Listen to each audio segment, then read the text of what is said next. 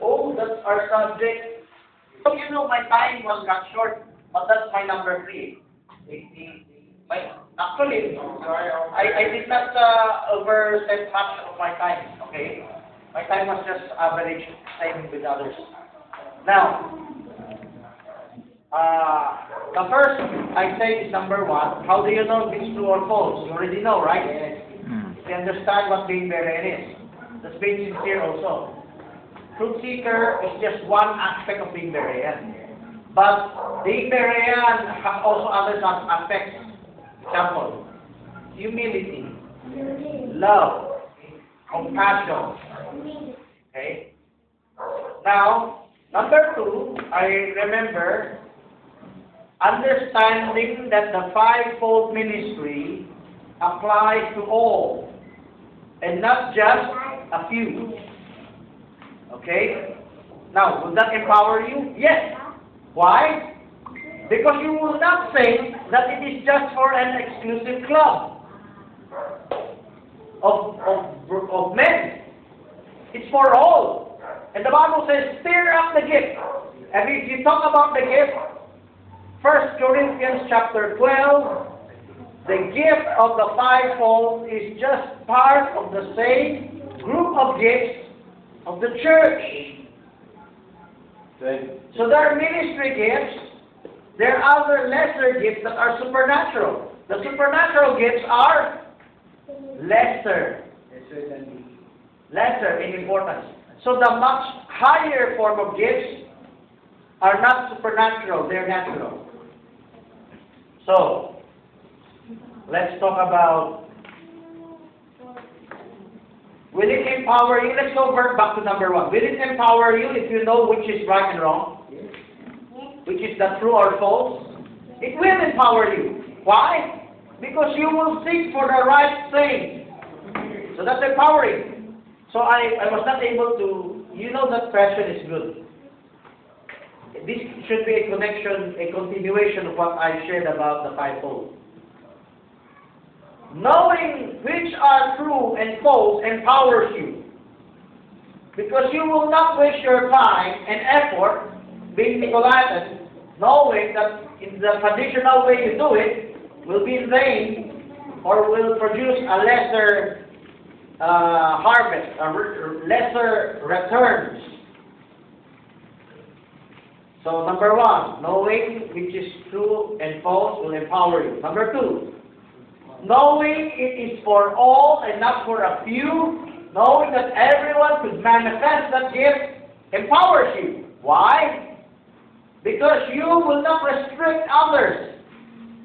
That's more Nicolaitan, restricting others.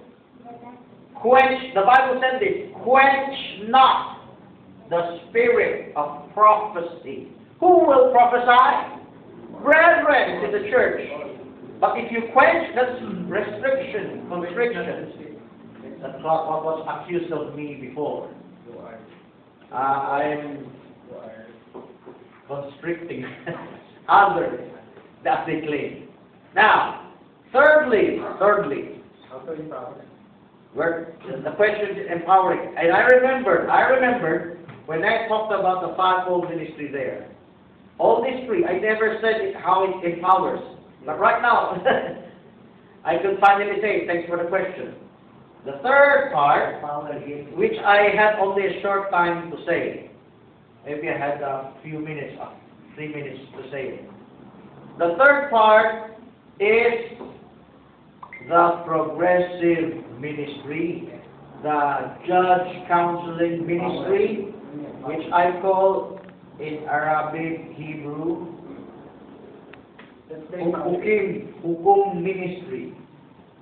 I can say it because it's not originally Filipino Tagalog word. It's originally a Middle Eastern word. You have the empowering of the Holy Spirit of the Apostle. We have that. Everyone knows that. Everyone says that. Oh yeah, unless you're empowered by the Holy Spirit. Everyone says it unless you wait for the Holy Spirit for a guide. There's nothing wrong with those things. But the Nicolaitan people uses those same things. And they're empowered. What kind of power? Supernatural power. sometimes the grace of God with regards to material things empowers them. Sometimes they have anointings to preach, and people are called to repentance in a small measure. That's empowering. But why is it important to know which is true and false? Because even though you are empowered, anointed, or empowered to pray people, if you don't know how to go to the end of it, you're just gonna drag people down into a ditch or in a plateau.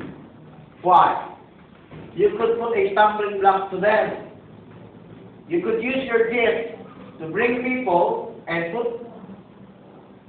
bring them to ignorance again. What do you mean? What do you mean bring them to ignorance? Do they forget what they learned? No. The Nicolaitans spirit.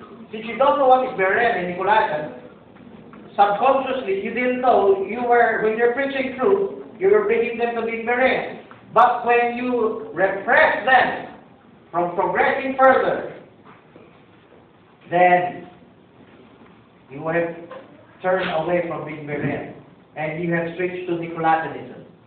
So many ministers who do not understand this, they were used by God initially, and that's what the prophet said. Their ministries will be true and correct. 7 Church Ages, page 329. Collective Revelation. Their ministries will be true and will be correct. Yes. So, at the onset, you can be used by God, but when you stop being Berean, you stop at a certain point, you have learned how to discriminate unjustly, then you stop being used of God. And in the Bible, we have several examples in the Bible. That people were used by God before. See that? Do you believe Judas was used before? Yes. He was used by God before. But eventually, he stopped.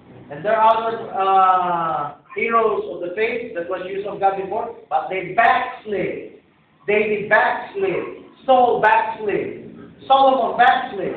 Of course, they can still be saved by God, but the damage, there would be damage. The damage will be there. The damage has been done. There are losses, there are collateral damages because of your apostate heart. Of course, they're children of God, they're heroes of the faith, but they did something wrong, and the Bible wrote about them for an example to us.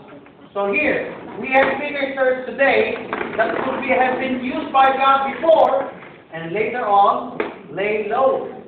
You have to realize that. So, empowering the fivefold. We're talking about number 3, the progressive ministry, judge counseling ministry. Will that empower you? If you knew what you should do in the family, you have a congregation. Your congregation is not just made up of single men and women. Your congregation are made up of families. There are children there. Will it empower them to know what they should do? Will it empower the minister to know that not to be content for a congregation that just listens? Will it empower the minister of God that they will know they should speak the word? They should teach them to speak the word. They should teach them to interview, to ask questions. Will it empower them? A big amen, please. Amen. Let's give God a big hand. Amen. Say amen. Amen. Now, but listen, take note. I didn't mention other things, but these 3 are big ones. These 3 are big ones. Knowing which is true and false, knowing that it applies to all, knowing what God wants you to do so that people could digest and meditate the word and manifest in their lives. Manifest it in their lives. You're full of the word, but there's no manifestation.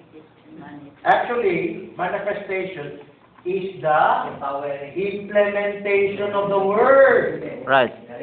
If you do not implement these instructions, all the doctrinal knowledge that you have will go to waste.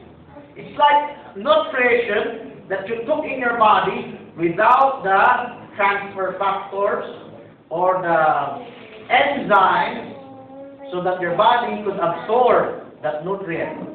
So sometimes we take nutrients and it goes out of our body. We just flush it out. Because we lack certain vitamins, certain minerals to be catalysts, enzymes, transfer factors, so that the body could absorb them. I'm not promoting a network. Okay? I'm talking about what is scientifically true in our bodies for you to benefit that. So, the progressive ministry of this training ministry is a vehicle so that all the deep revelations will be enjoyed by our brethren. Now let me ask you, how many of our brethren are enjoying the deep revelation we have right now? Just a few of you. There was a time there were many, but God showed this ministry because as time goes on, people will grow weary. But if they got used to how a routine of life that God wants them to be, then it's like a crutch wherein when you fall weak, when you grow weak, it sustains you. I'll give an example. Cell grouping. Our church got used to that. Does it help? It helps. It still helps. Now, when cold days are coming and they're growing weary, they're growing lukewarm, but because they got used to reporting, you can easily contract them still to young people. If you will do that on the child dedication day, they will still, okay, Jews, speak for us. Or could you minister for us? You can easily roll them out. But what about other churches? Can you easily tell them what to do? No. You start from scratch. So what those things that we have started out, they are a gem, they are a precious stone, they are a part of the church, part of our, shall we say, what gives us the gem, the virtue, what helps us also. That is empowering. And if ever we got back on our feet, we finally implement it, again the anointing will come down. There's anointing. There's not just anointing in fasting or praying. There's anointing in speaking the word. And you just have to do that to Brother Jed. You have to do that to our pastors or everyone. You just have to interview them. When they try to answer, it helps them. You never realize that. Oh, I want to think to myself, they're lukewarm, they're not like me. Yes. If you understand what kind of ministry should be in a true church, you adopt orphans, spiritual orphans. It empowers you. Churches, other churches that think that they are complete but are not used to the word, they're left behind. For lukewarm. Let's say we have lukewarm brethren in the church, and you ask them, ask about them. They eventually, they just to be conversant with you, they just give in, okay, this is like this. And what happened? I saw Sister Jalai several times in some of our brothers. And they got revived. They got revived. It helps them to keep them in the way. It empowers also. Yes. It empowers you, it empowers them. Both sides are empowered. That's very important. That's very important. Okay, my friend. You said about the progress. Now the church to empower, you understand within the church, how people determine the progressing. It's also the denomination that is only the progressing church. But the progressive church is to follow the instructions, to follow the instructions. And now how can we determine the manifestation of truth? So that's back to the first question. It's back to the first question.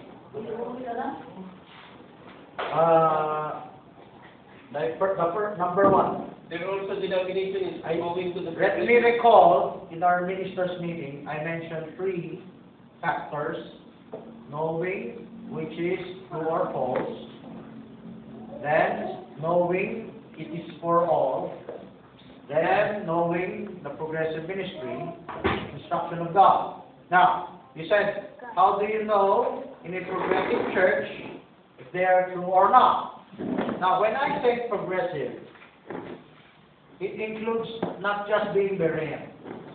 When I say progressive, it includes what training should you do to believers so that they will become Berean. So maybe you're not used to that. I told you sometimes, oh, could you sit beside him? Oh, let it be, let it be. Let the parents do it for him.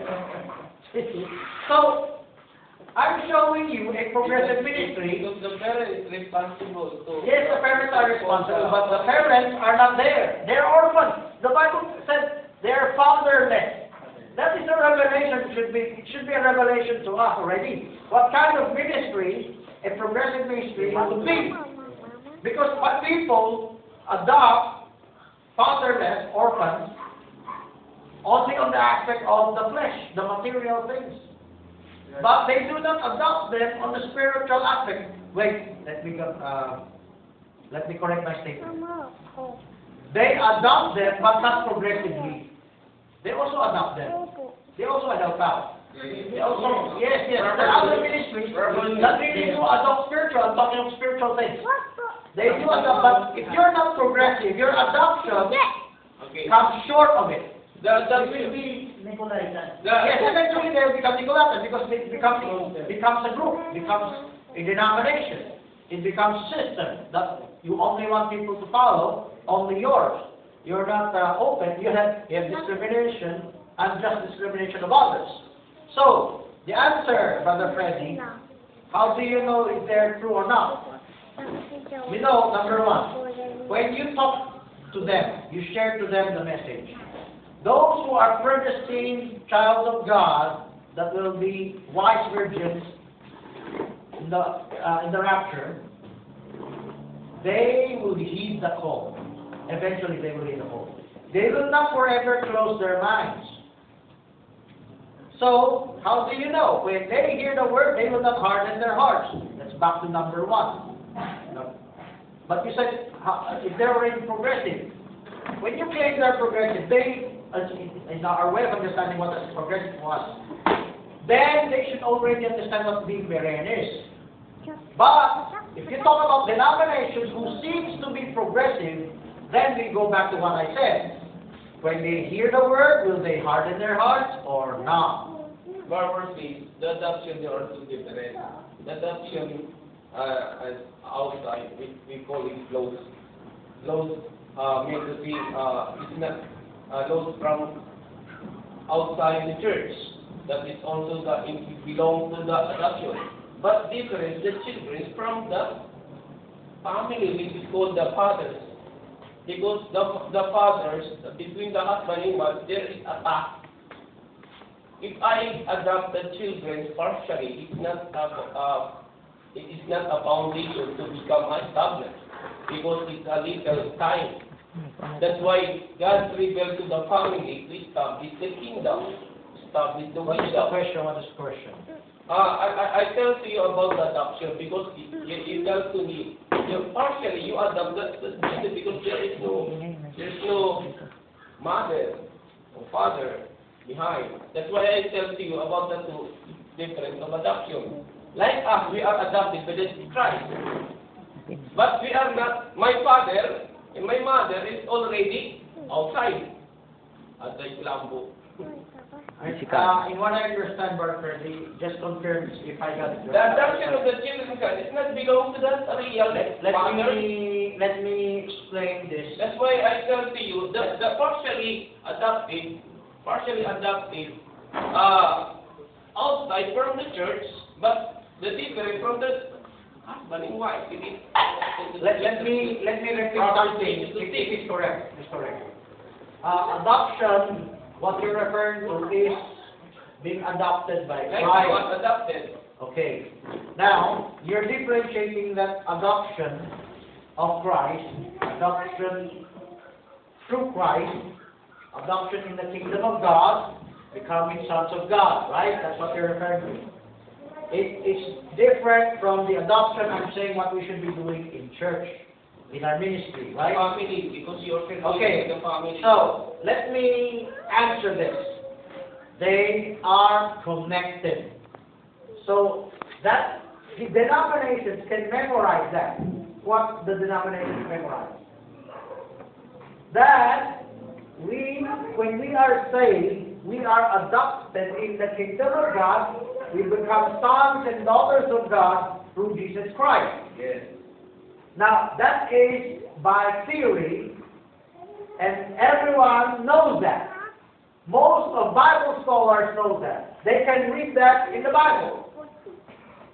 There's nothing wrong with that. Yes. But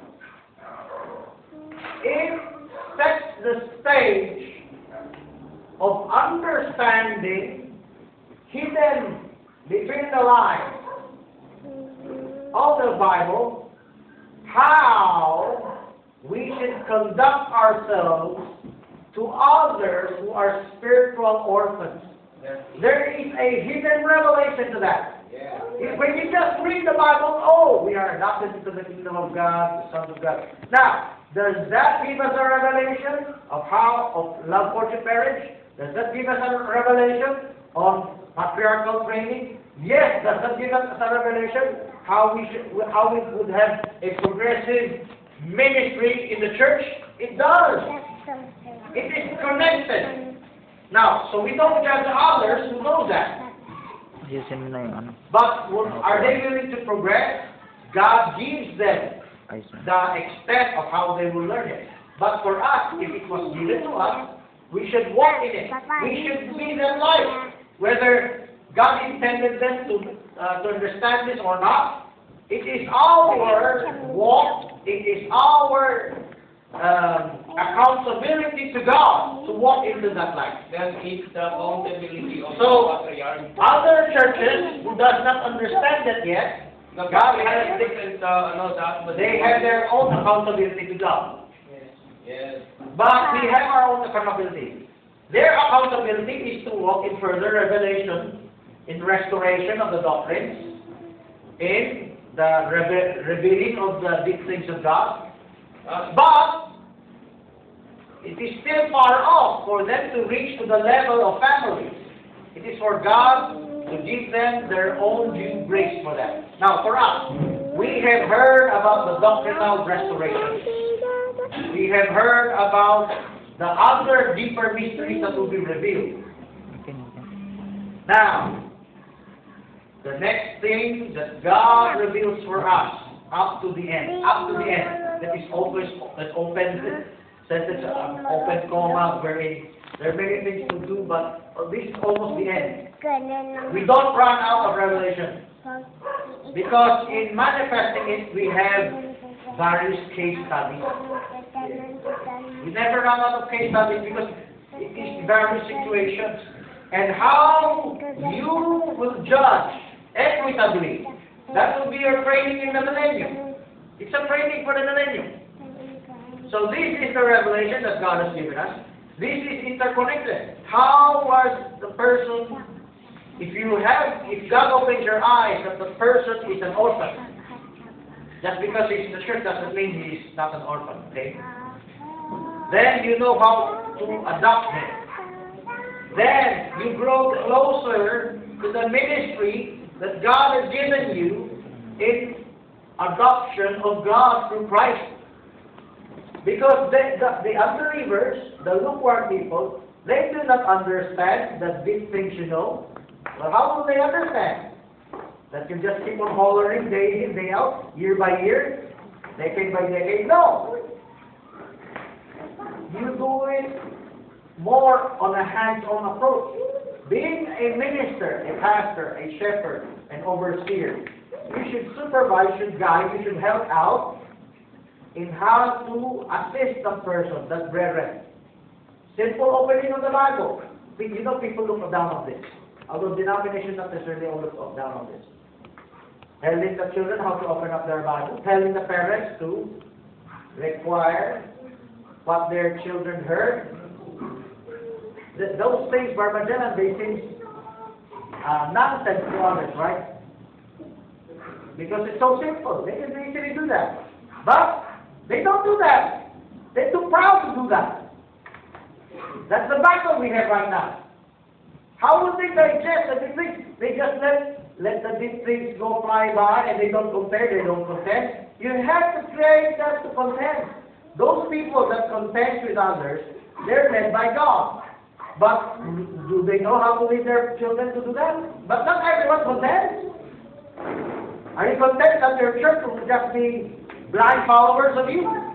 Foolish virgins? No! You want them to become wise virgins. You want them to be able to know how to buy extra oil. You see?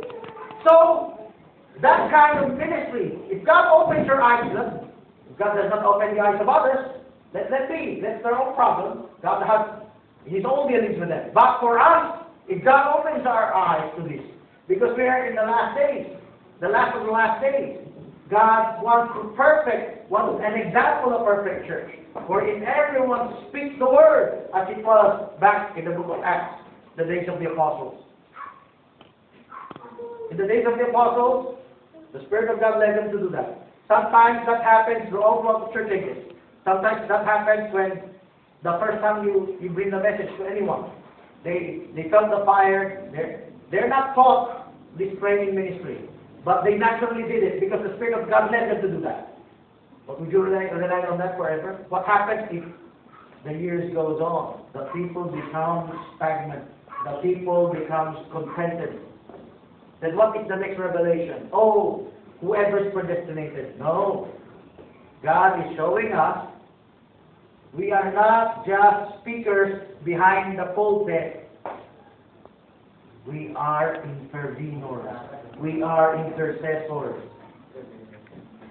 When you intercede, you don't just pray. When you intercede, you begin to talk to that person. I hope you got my picture. Well, this is a broad subject. I hope you got my picture. There's a difference of this progressive ministry with others. For others, they're just content that their followers are just listeners. But for progressive ministry ministers, you will not be content that they're just listeners. You'll do something so that they will become very. Okay. Okay. One more question.